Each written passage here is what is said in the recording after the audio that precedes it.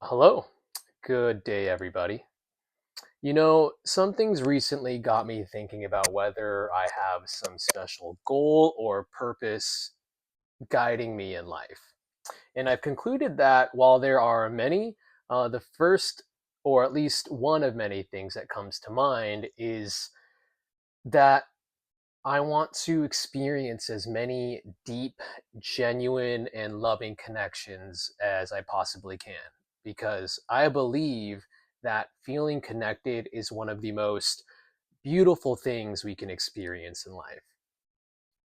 Today, I'm going to share with you my journey in recognizing that beauty, starting from adolescence when I didn't really recognize the value or importance of connection at all, to how I cultivate those connections today and how I hope to continue nurturing those connections in the future. Now, fun fact, I went to five different high schools in 4 years. Back then, I wasn't really thinking about the quality of my friendships, probably because, like most kids at that age, I was just desperate to make any friend, regardless of how deep that connection was. Back then, I didn't have the life experience to understand what a quality connection even looked like. I only had whatever connections I could make in a short amount of time before I would end up having to move schools again. So while I was able to cultivate many connections, many friendships in a short amount of time, I wasn't really developing anything deeper than that, anything deeper than a superficial connection. So while I had these friends, I recognized that something didn't feel right. And while I didn't recognize it at the time, I just didn't feel whole. It was only with more time and life experience and a whole lot of therapy that I had begun to realize what I was missing. And it was that connectedness. Which brings us to now. Uh, The way I connect with myself, my friends, and my family has brought me a whole new level of joy. I've achieved this by first connecting with myself, and that meant owning who I am and shamelessly loving every bit of who I am, for better or worse. This has allowed me to live my truth with my own family, which for them is probably for the worse.